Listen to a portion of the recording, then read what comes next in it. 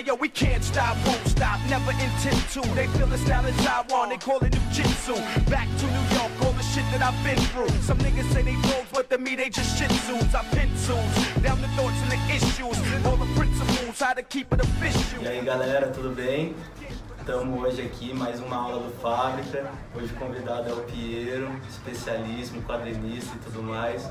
E ele vai dizer um pouco sobre o que ele vai abordar hoje, as principais técnicas que a gente vai passar no passo a passo. Hoje eu vou tentar passar alguns conceitos, assim, algumas ideias sobre composição e perspectiva, né? Como a gente trabalha os elementos para criar uma cena, assim, um cenário. Então,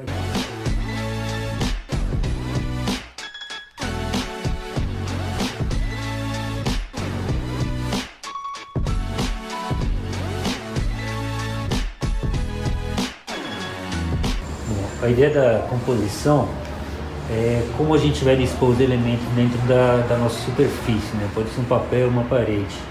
A ideia é achar um centro, mais ou menos, né? Se eu quiser fazer uma composição mais hierática, mais estática, né? Vou colocar um elemento no centro da imagem, né? Pode ser um rosto, assim. Vou ter uma composição mais clássica, mais equilibrada.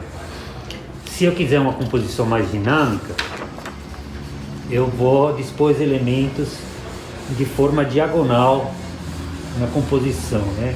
Então, imaginando o centro, ou se eu tenho um elemento aqui, talvez um personagem, né?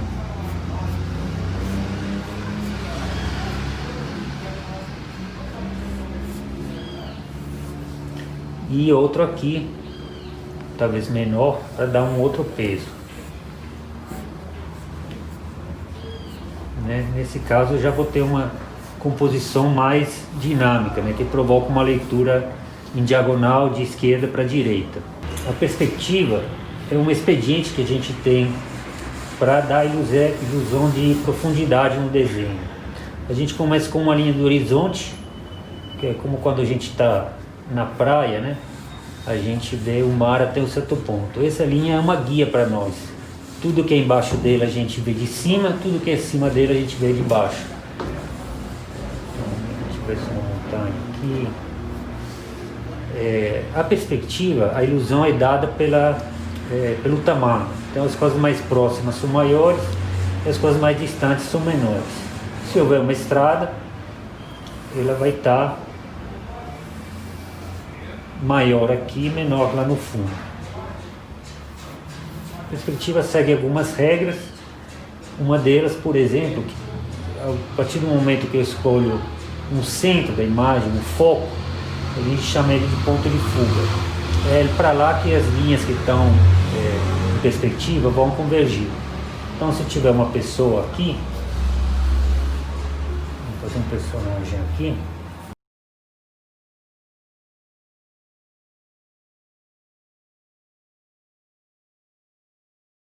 Acontece que as linhas em perspectiva vão estar acompanhando esse formato, né?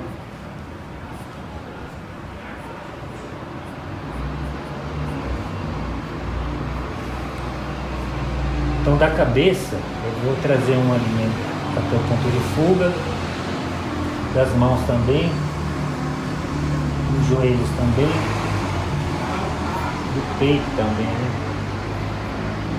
São umas linhas guias. Se eu for fazer uma outra personagem aqui, ela vai manter mais ou menos essa inclinação. Nossa, tá ficando horrível. Então aqui tem uma cabeça, aqui outra menor.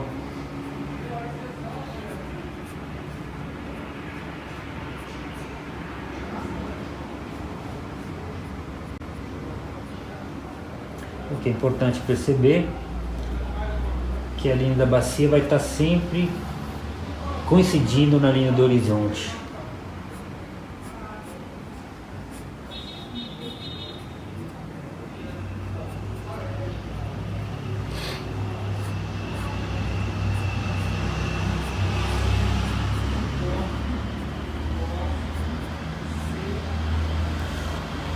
Se eu ver um personagem desse outro lado, a bacia dele vai estar sempre na linha do horizonte.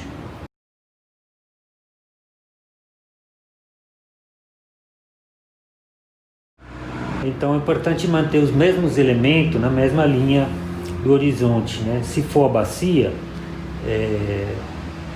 a gente mantendo esse padrão, a gente vai manter a mesma proporção e alinhamento. Bom, a linha do horizonte ela não é fixa, ela depende da altura do olhar, né? Digamos que a linha corresponde à altura que a gente está vendo, está se posicionando numa cena. Se eu for mais baixo, né?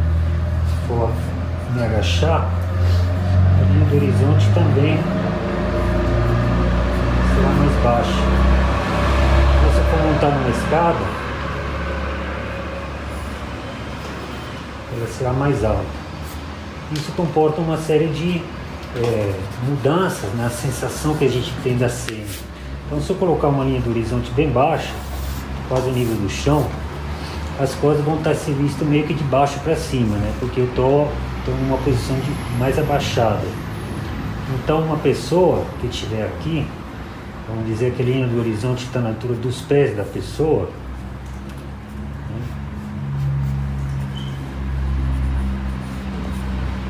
ela vai estar vista mais de baixo para cima. O que acontece? Que as linhas do ombro, da bacia e tal, ela vai acompanhar uma curvatura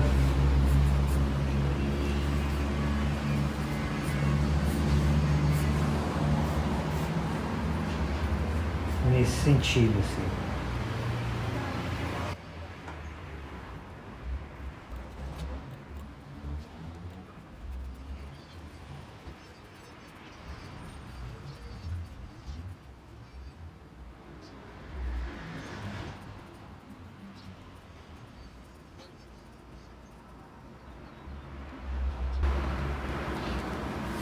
Obedecendo a ideia da perspectiva, do ponto de fuga, né? Que ele pode ser localizado em vários lugares onde a gente quiser.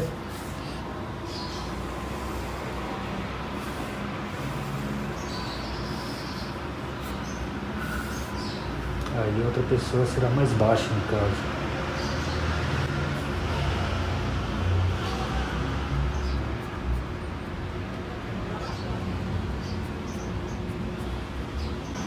Os pés, no caso que estão na linha do horizonte, são a linha de referência para a gente manter as proporções.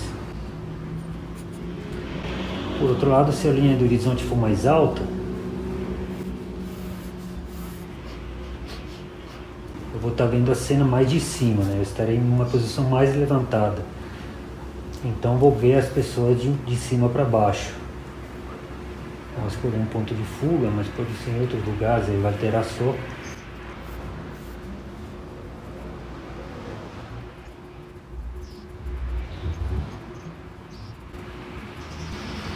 Aqui eu estaria vendo a cena de baixo para cima, então o horizonte está tirando uma montanha aqui, uma árvore aqui atrás,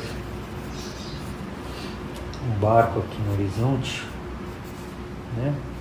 É uma cena vista de baixo para cima. Essa cena ela confere um certo impacto, né? Porque eu estou vendo as coisas maiores que eu, mais altas. Então causa um certo tipo de impressão. Enquanto uma cena vista de cima para baixo, aqui um barquinho, uma montanha, né, causa uma impressão da gente estar dominando a cena. A gente está menos vulnerável, assim, a gente está vendo tudo do alto. E assim por diante. E aí, galera, depois dessas impressões, né, das relações que a gente viu, dos diferentes pontos de fuga, né, como é que muda a percepção, a gente vai ter um pouco agora, com esse próximo vídeo, o Piero vai mostrar um pouco como é que cada elemento entra dentro desse cenário, desse ponto de fuga já elaborado, já construído, como é que cada elemento entra, qual é a proporção exata para você ter um desenho mais harmônico e finalizar daquele jeito. Valeu, galera. Hey yo, we can't stop, won't stop, never intend to. They feel the style is I want, they call it Jiu-Jitsu. Back to New York.